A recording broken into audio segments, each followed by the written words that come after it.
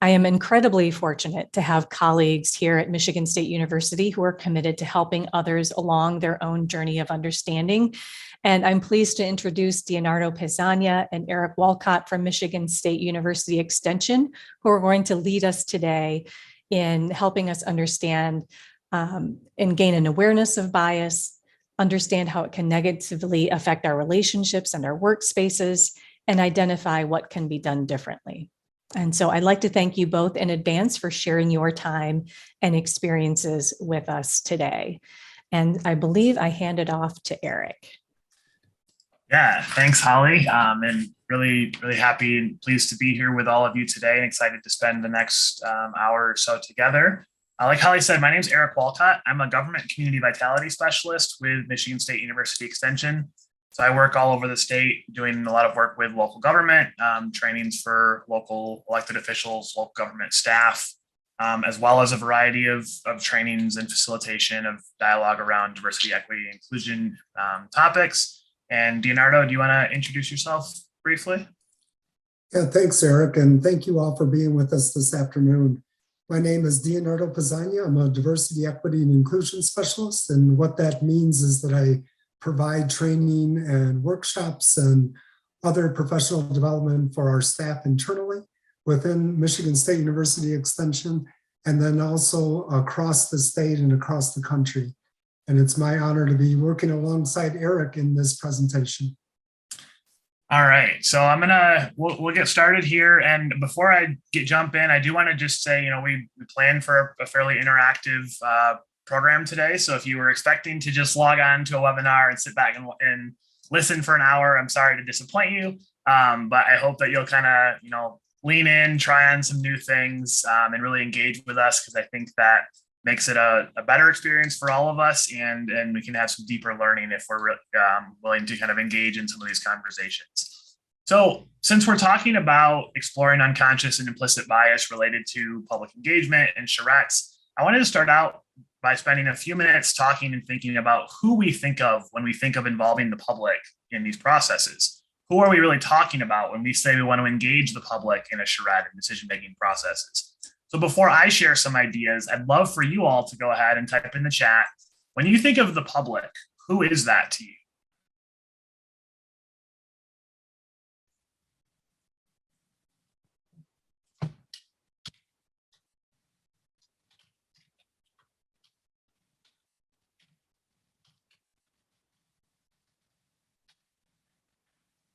See Jordan saying residents. Kenny is saying people who are affected by the decisions that we make.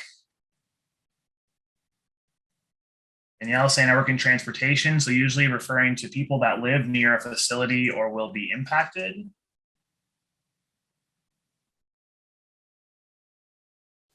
Karen saying people that live and work in the communities we plan for. Leslie, everyone that's included in a society. Yeah, so those are all great answers. And if you've got other ideas, continue to type those in. Alan saying citizens with a stake or an interest in the outcome. Yeah, so those are all great examples. And Dionardo, if we can go to the next. Oh no, we're gonna stay there one more second. Sorry. So yeah, while the public, we can think of it as everyone. We can think of it as everyone impacted by a decision-making process.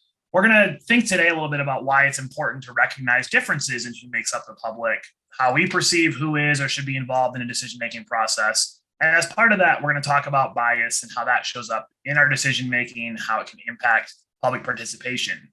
We know from public perception data that in general, the public thinks that government serves the few rather than the whole of most communities, meaning that even if you don't think you or your local unit or your organization show bias, the public does, which makes it important to go out of our way to interrupt that bias. And even when we think we're being objective, research has shown that overconfidence in objectivity actually increases the likelihood that we're going to act according to negative biases that we hold. And so we want to really make sure that we're being aware and intentional around those biases. And like I said, people who believe they're not biased are actually more likely to make a negatively biased decision. So if I'm confident that I'm not biased against women, for example, I'm more likely to make a decision or lead through a process in a way that is in fact biased against women. And we'll talk more about bias in a few minutes, But the flip side of that isn't to pretend that I don't have bias. It's to recognize that we all do and to be aware of those biases so that I can be attentive to them and make sure they don't negatively impact decisions, and make sure I include diverse representation in processes, people who will help me notice my bias and also ensure the process itself is not biased. So we'll spend some more time talking about that. And now we can go on to the next slide, please. So these are a few examples of groups that make up the public, in addition to what you all mentioned, and I'm sure there's many more we could come up with if we spent the time on it.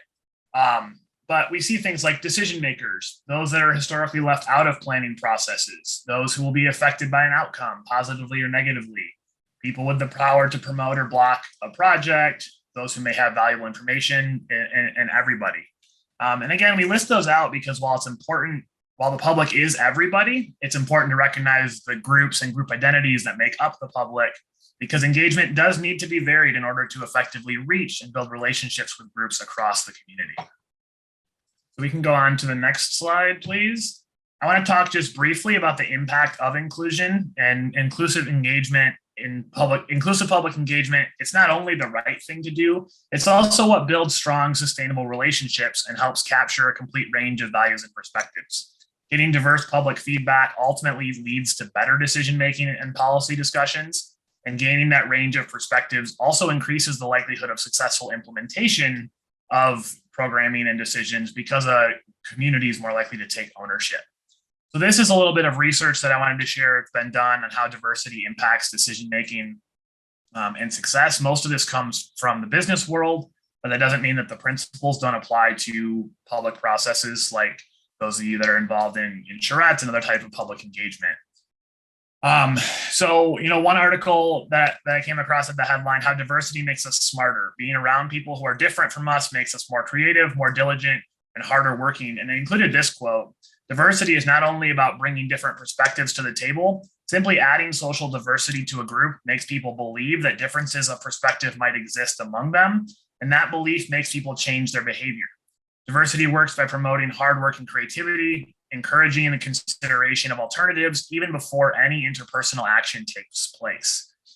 You can see some other numbers here on increases in returns on equity, on higher earnings, on better decisions, and on creativity. And it's really that reminder that having diverse teams and diverse participation in public engagement processes really strengthens those processes and those outcomes. So it is the right thing to do, but it also, from that kind of economic side of things, it has really positive impacts there, which is another important piece of that conversation.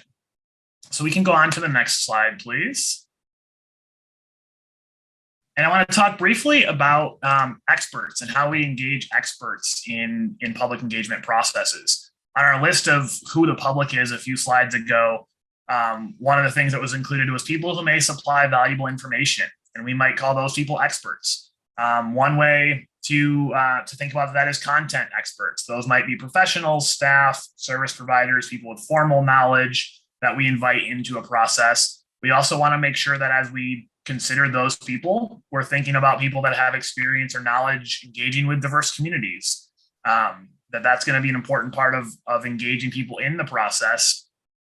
But also, as we think about experts and who we engage in the process, we want to think about what are those context experts and how do we value those people who are the community experts. These are people who have lived with issues in your community on a daily basis. Maybe they bring a perspective or experience that you're not familiar with. They're maybe likely to have a better idea from a community perspective what will work or what won't work, or from various community perspectives within the area that you're working. Better idea what people are going to support, how to move forward in a way that builds trust and community rather than continuing to erode it. And these also may be formal or informal leaders within diverse communities, again, in the areas that you live and work in.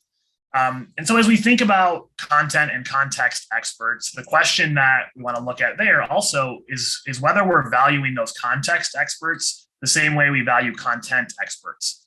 Are we inviting them specifically into a process and giving them space to, whether it's, testify in a public meeting or, be a central part of the process, or are we just expecting them to show up and participate And what does that say about what we're valuing in the process? So we want to think about, as we be more inclusive of who we think of as experts and what kind of expertise we look for, we can create more authentic engagement opportunities and interrupt those, personal or systemic biases that may exist. We can go to the next slide. And we're going to shift for a bit to talking about understanding bias and its implications on public engagement, what it may mean for how we go about planning our engagement opportunities, how we plan to engage groups that make up the public and build relationships with them, and what we can do to interrupt those biases. So the dictionary definition of bias you can see here on the screen is it causes to feel or show inclination or prejudice for or against someone or something. So as an athlete and a sports fan, I may have developed a bias over time to dislike referees. Or a fan of the Detroit Tigers, I may have a bias against the Chicago White Sox. Sorry to any White Sox fans that are out there today. There's lots of different things that we experience in life that that those biases can show up in many different ways. I want to move us forward to talking about two specific types of bias: unconscious and implicit bias. An unconscious bias refers to bias that we are unaware of, which happens outside of our control. Sometimes I can identify my biases and understand how they influence my treatment of others. Other times they're operating at that more unconscious level, and I'm less of those. Many of our unconscious biases are based on experiences through stories that people relate to us, books, movies, media, culture. Some of them also through direct experiences with that we have had. And then implicit bias refers to a similar area, but questions kind of the level to which our biases are unconscious, especially as we are being made increasingly aware of them through hopefully some learning, through experiences, through conversations that are being had broadly in society. And once we know that biases are not always explicit, we become responsible for them. And we all need to recognize and acknowledge our biases and find ways to mitigate their impact on our behavior and on our decisions. Yeah, Eric, I would just want us to also consider when we look at implicit bias, I think it really does help us to understand that once we're aware of our biases, then we have an accountability. We have to take responsibility and hopefully help to change those. And so it's not just that we sit back and say, oh, we have these biases.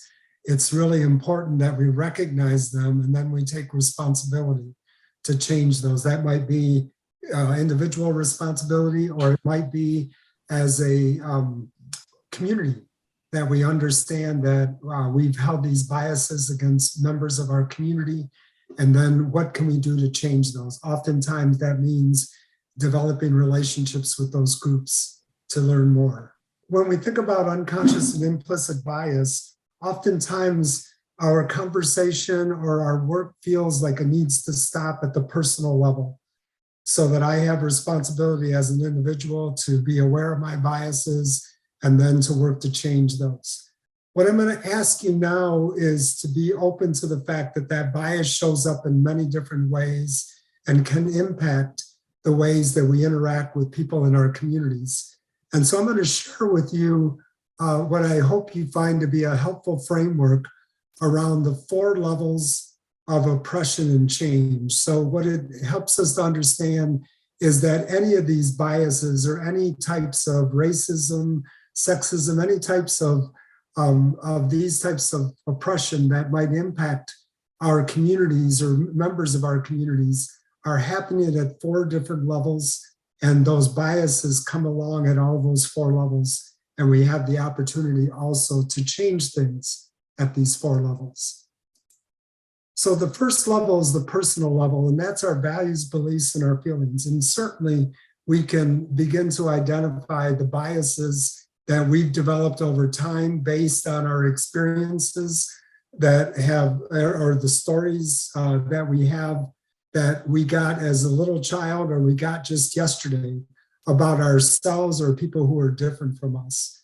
And so there's certainly a lot that can be said about at the personal level that we develop some biases, oftentimes biases that give us messages that our group are superior over other groups, or that we're the better than group and the others that don't necessarily hold the same values, beliefs, or feelings might be seen as or treated as less than.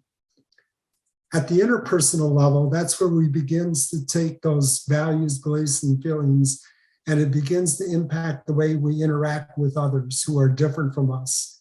And so it might be through our language that we might get caught up in wanting to know exactly what we call individual groups and making sure that we don't make those mistakes.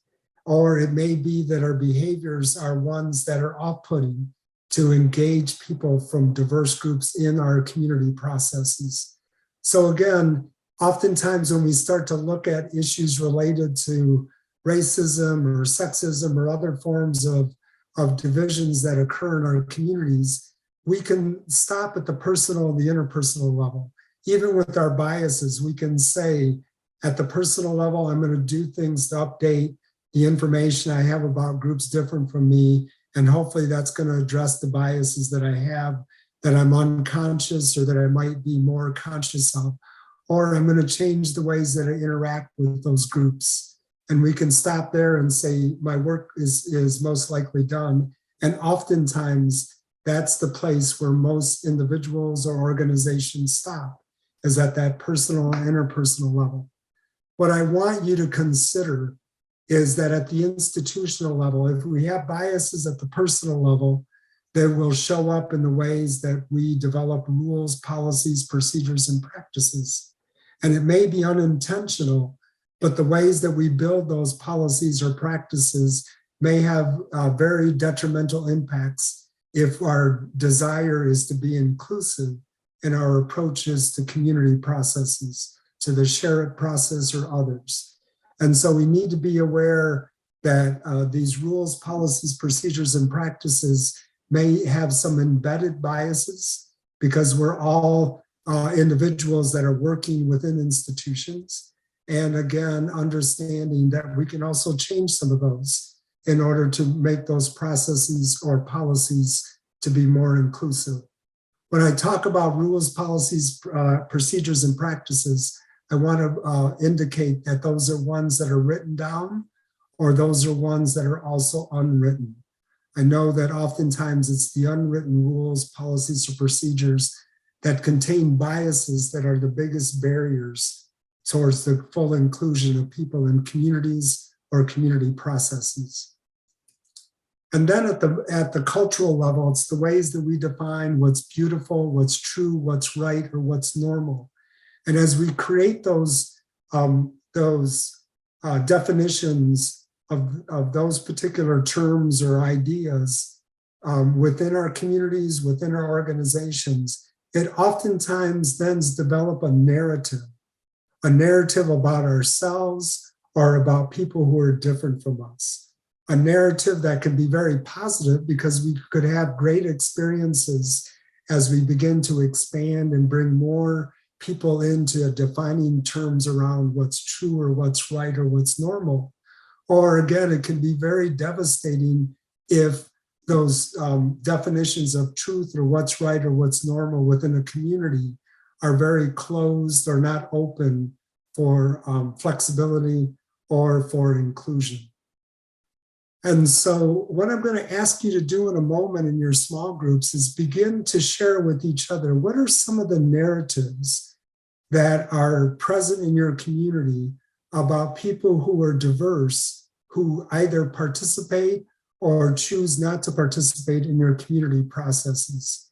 And as you're thinking about your examples that I'm going to have you share with people in small groups, I want to just quickly share a narrative about my own community. So several years ago, our community was in the situation that many communities find themselves in, and that is that we were losing the jobs in a very large industrial business that had employed many people in those communities, including generations of males in my family.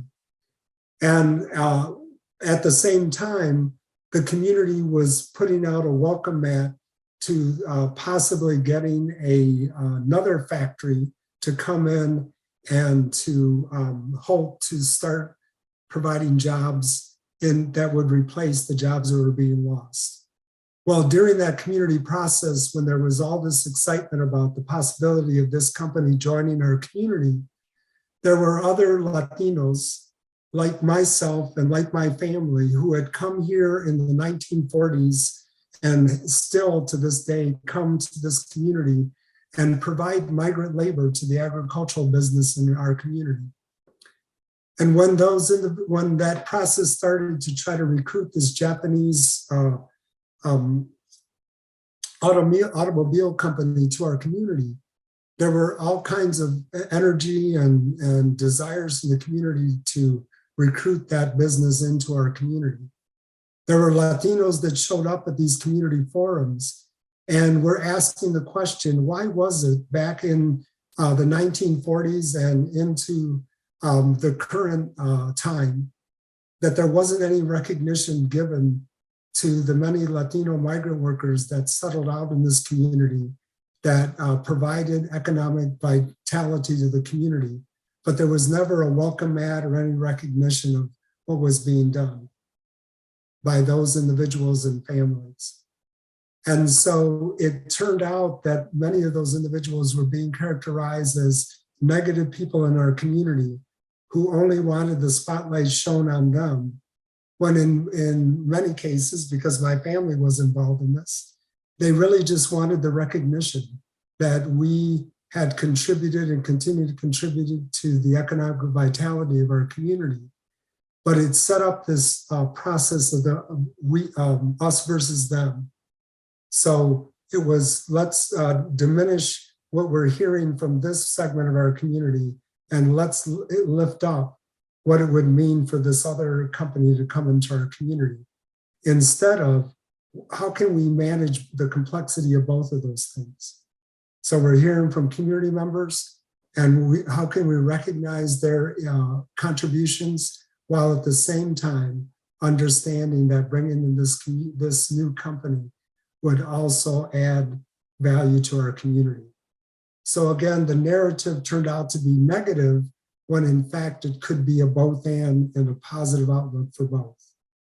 So what I'd like for you to do now is to spend the next 7 minutes in some small groups. And if you're willing to share, what are some of the narratives that you've heard about people who are diverse in your community and their participation or lack thereof in community engagement processes in your local community?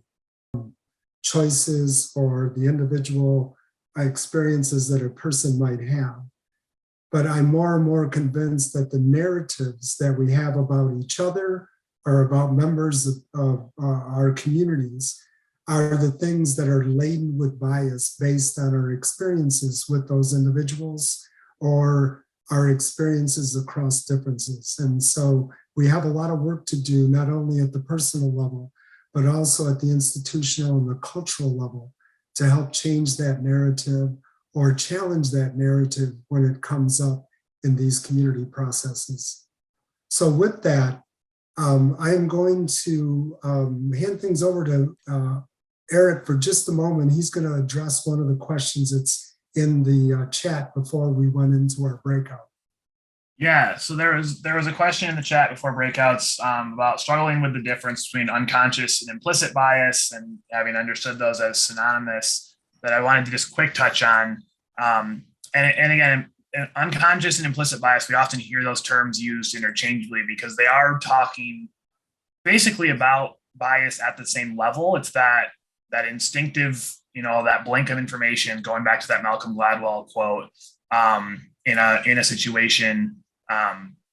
Calling it implicit bias, again, questions the level at which it really is unconscious and kind of gets at, okay, we can become more aware of these biases. They're not something that's just hidden, hardwired into us. We can become aware of them, and then we can take action to mitigate that bias and to understand its impact. So they are talking about bias at the same level. It just kind of changes our viewing and our framing of how that bias can be dealt with, and what the impact of it is. Thank you, Eric. And let me move us forward.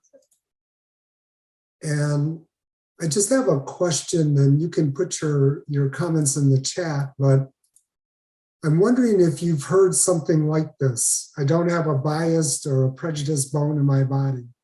And if you've heard this, you can raise your hand virtually if you've heard anyone say this, or maybe you've said this before yourself. What do you think a person who says this is trying to convey or tell you? And how might you react to someone who holds this value or belief? So again, you can share your thoughts in the chat.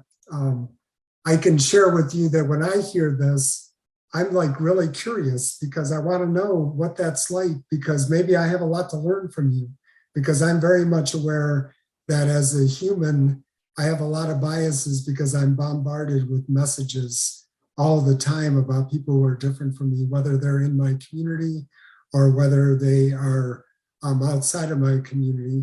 And if I'm getting a lot of those messages from the media, however we might characterize that, TV, newspaper, social media, it's information that's also oftentimes fear-based and oftentimes centered around a lot of stereotypes about those individuals.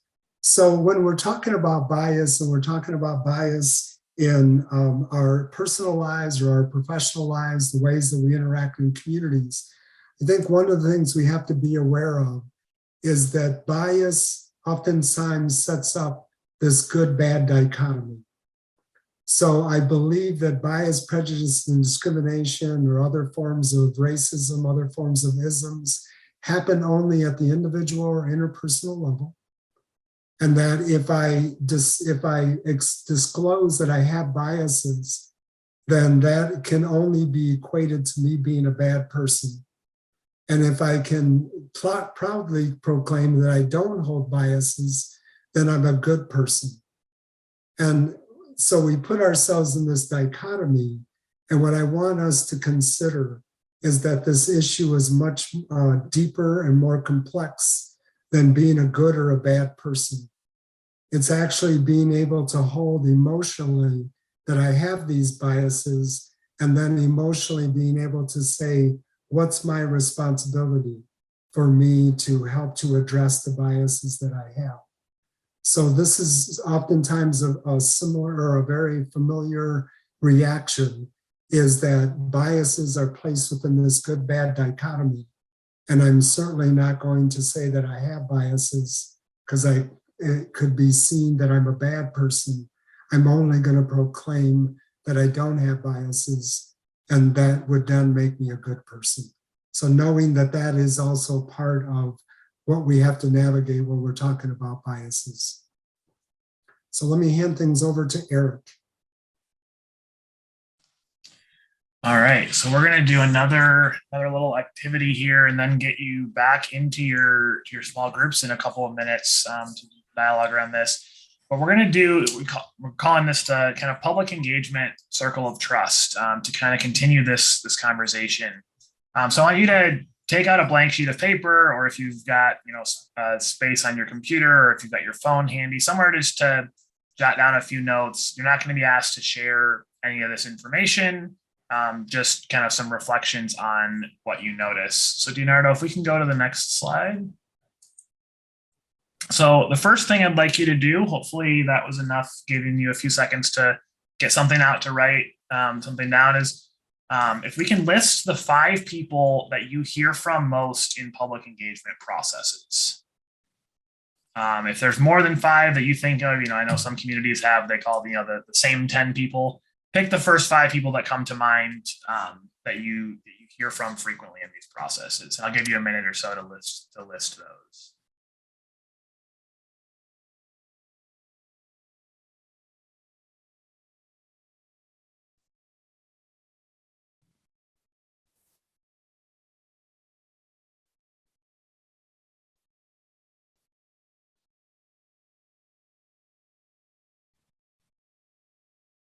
Now, if you've got those 5 written down or kind of in your mind, identify, if you to the best of your knowledge, their gender or gender identity.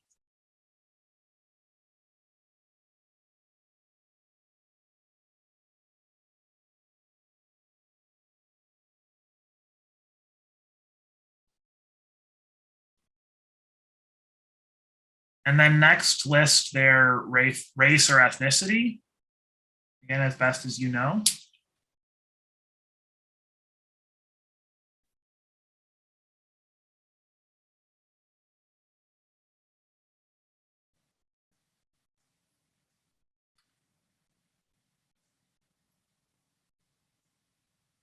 And then lastly, if you know, identify their level of education. So that could be high school, bachelor's, master's, PhD. And if you're not sure on education, maybe think about what, what class they come from, job background, that kind of thing.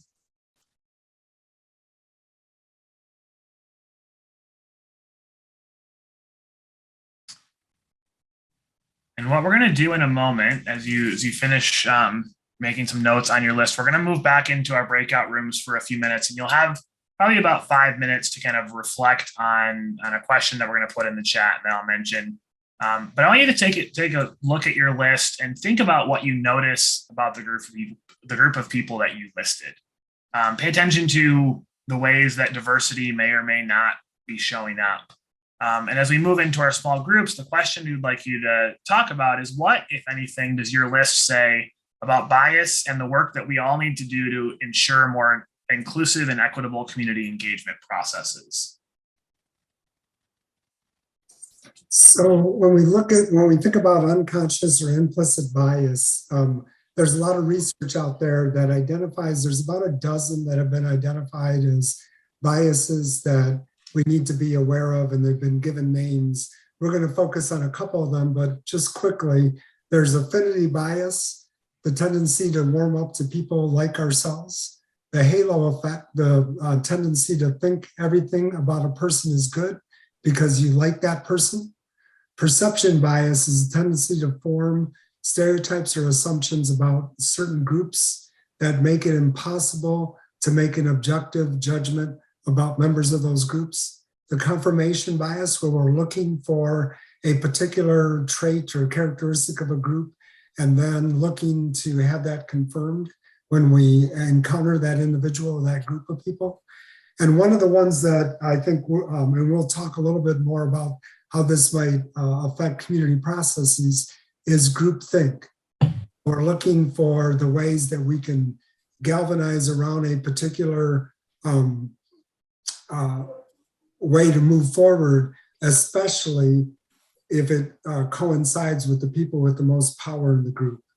And so one of the biases that we want to just focus a little bit of time on is affinity bias. It's the tendency to warm up to people like ourselves.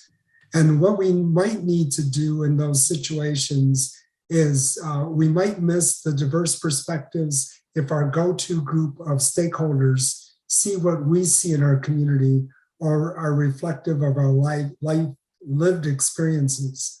The other way that affinity bias might impact community processes is that we become uncomfortable if somebody from a different, that might be a member of a different group, brings up complex or hard issues, and we want to move everybody towards, here's the one experience in our community. And so we have to be aware that affinity bias can have some really detrimental impacts if our goal is to include the voices of many in our community. And then another type of bias that we want to just focus on for a moment is groupthink. And that was that tendency for people to defer to a group decision, hold back opinions or ideas. And a couple of ways this could show up in a public engagement process. One, it could look like staff going along with what a leader suggests in a planning process and not sharing alternative perspectives or ideas. It could also look like a person showing up at a public meeting or engagement opportunity that might bring a unique perspective and then not feeling comfortable to share a divergent view from what may be being shared by people with the most power in the room or by a majority of voices or the loudest voices in many cases in the room and deciding not to speak up. So we're going to talk in a minute more about addressing biases, but two things that we could keep in mind related to groupthink. In the scenario where maybe a leader shares the idea first and others go along, consider having the leaders share last or taking turns in who's sharing ideas first to more likely have a variety of ideas expressed. And then in the example of a person not feeling comfortable sharing a divergent view, consider whether you have multiple methods of people and of how people engage in the process and whether you value those equally. So maybe someone doesn't want to be the only one expressing a view in a group setting, but maybe they'd be more comfortable in writing or in a focus group or a one-on-one conversation. And then if you have those multiple methods, you're more likely to receive the impact from a variety of perspectives. And it's important to make sure you're valuing that feedback equally so that you're not, valuing more the person who shows up and speaks loudly at public comment than the person who has a one-on-one conversation with someone on staff or, submit something written. So we just want to be aware of that as well. We're going to wrap up today with a few things that we can do around bias. And the first thing that we can do is when bias appears, make it conscious. The more we can do to be aware of and conscious of our bias, the more we'll be able to interrupt that. So be aware that we have bias and that bias in and of itself doesn't make us bad people. Being aware of the strong connection between unconscious biases that we might hold and prejudice and discrimination. And then when we make a mistake, apologize and being open to repair if possible. And one thing I want to highlight there is the intent and impact of our actions. You may not intend harm, but if harm is caused by a mistake, part of this apologizing and being open to repair is acknowledging the impact of that and seeking to learn from it rather than overemphasizing intent as we experience that. So we need to prioritize building authentic and connected relationships with individuals who are different from us and broaden our points of reference and influence. How might we do that? Attend meetings and events in the spaces and places designated by diverse communities. And when we show up there, we need to listen and reflect, even when it's hard. So we don't need to take things personally, while at the same time, we need to take things personally if you understand holding that complexity.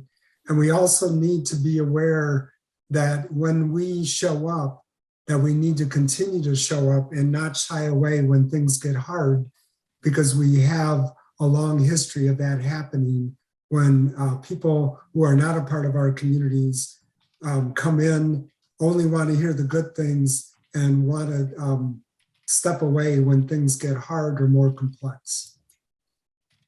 We need to take time to build relationships with diverse individuals and groups as a way to build trust and connection. So I think it's really important that if we want to engage diverse members in our communities, that we need to also understand that it's going to take time. And some of it may be time to build relationships. Some of it might be time to repair relationships, and all of that will lead to increased trust by those community members as we unfold community processes. And then last is we may need to slow down processes and create or update policies and practices. Invite diverse individuals to participate in planning or design and be reflective and purposeful in making our decisions. I would add to this that part of it is slowing down the processes, but it also may be making sure that the people that are inviting or who are facilitating these community processes, that they reflect the diversity in your community. I can't say enough about the intentionality of saying, here's my go-to people to facilitate this, but let me broaden those resources so that I can make sure that my team that is facilitating these processes reflect the diversity in our community. Another thing that we can do is be clear and articulate the benefits that inclusion and equity brings to all community processes and engagements. I talked a little bit about some of the examples of that earlier, and we've kind of hit on those throughout today. We want to recognize human differences and the impact of those differences. And that means recognizing that in your community, there may be different ways that you need to engage different groups in your community. There may be different things you need to do to make sure that you're getting input from different parts of your community. If we want to interrupt or challenge damaging or hurtful narratives that community members have about diverse members or groups in your community, we asked you to reflect on that earlier and be thinking about what are those narratives and being prepared to interrupt or challenge those as you see them come up in public processes. We want to continuously ask the question, who's not at the table and how can we engage their voice as we move forward? And I want to just be clear that looking at who's not at the table doesn't always mean inviting people that aren't at the table to the table. It may mean that you need to build a new table together with those groups or individuals so that it really is a collaboration and partnership, not just inviting people into a space where you hold all the power or where the perception of who holds the power. It may mean creating a new space in collaboration with those people or those groups. And that can help us shift the center and broaden the voices that we're hearing from in the community, whether it's in that public engagement process or even before that in planning those public engagement processes and creating those opportunities. So those are a few examples of what we can do to interrupt bias, to address that as it becomes present.